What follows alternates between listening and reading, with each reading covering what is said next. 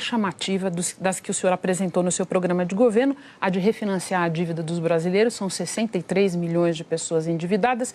O senhor deu nome a esse programa de Nome Limpo.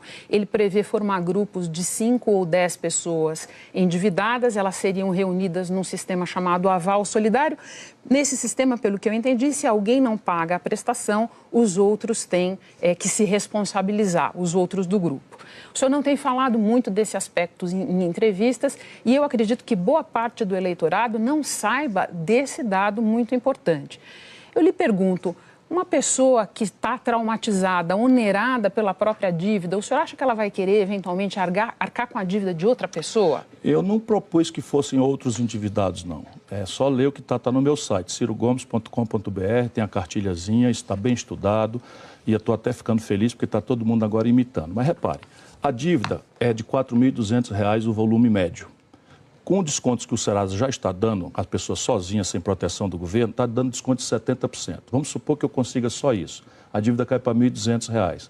Se eu picar isso em até 36 vezes e dar ao Banco do Brasil e à Caixa Econômica um juro de 10%, 12% ao ano, trocando os abusos que hoje... Só para lembrar... Deixa eu terminar, Renata, por favor. Não, por favor.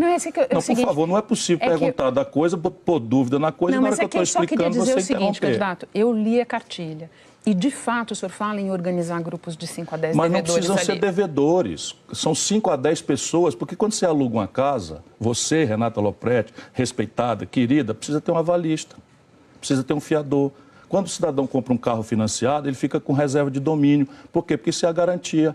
Por quê? Porque eu quero que o Banco do Brasil e a Caixa Econômica tenham garantias. E a garantia qual é? Você reúne 5 a 10 pessoas e elas assinam solidariamente. Se a prestação é R$ 40, que você me interrompeu, dividindo por 36 vezes, dá R$ 40 por mês.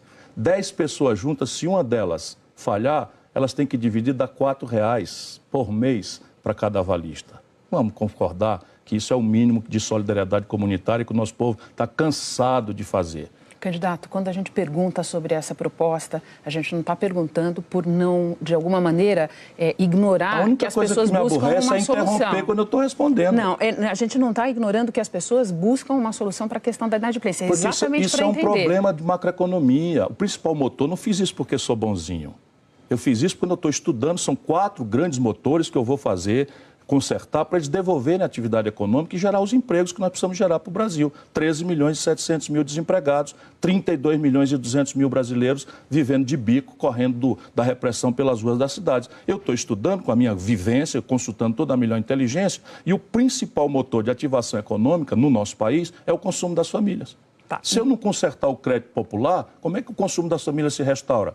Se eu restauro, o comércio vende, se o comércio vende, a indústria produz, os empregos aparecem e o dinheiro para pagar a melhoria na saúde, na educação, na segurança surge, porque eu sou um homem sério.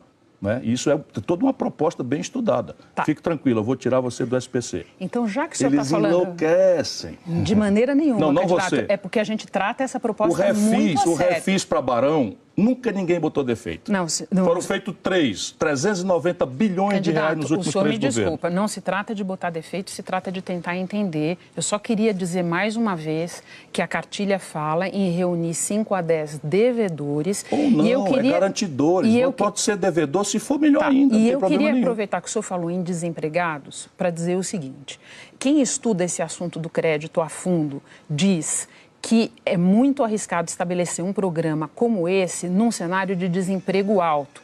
Que garantia o senhor pode oferecer que o alívio imediato não vai ser seguido por um outro ciclo de endividamento? Não seria o caso de primeiro tomar medidas para retomar o emprego e depois fazer um programa como esse? Quem chamou a atenção e continua chamando a atenção só para esse ladinho do meu projeto nacional de desenvolvimento é que deve responder por isso. O meu projeto está com começo, meio e fim.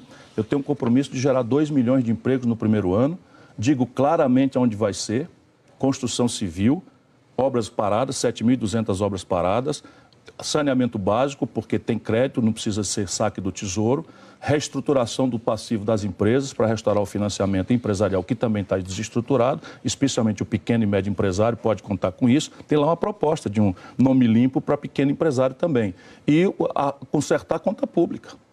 Isso está tudo desenhado, com detalhes. Então, e é todo um caminho por onde o Brasil vai se reindustrializar. Complexo industrial do petróleo, gás e bioenergia, por isso eu não aceito que a Petrobras seja esquartejada e entregue para os estrangeiros. Vou tomar de volta a bem do Brasil, dos filhos brasileiros, porque isso é um dinheiro que pertence aos nossos filhos, aos nossos netos. Não tem sentido entregar isso para estrangeiro. Quem veio comprar foi o estatal da Noruega. A elite brasileira pirou na maionese, está navegando na maionese. O estatal da Noruega vem comprar um petróleo do Brasil. Então é bom para o Estado norueguês comprar o petróleo e é bom para o Brasil vender o petróleo. Quem é mesmo que está sendo esperto, os noruegueses ou nós? Vamos lá passar para um outro ponto do seu programa. Complexo industrial da saúde, complexo industrial do agronegócio e complexo industrial da defesa. Por isso eu não vou aceitar que a Embraer seja destruída.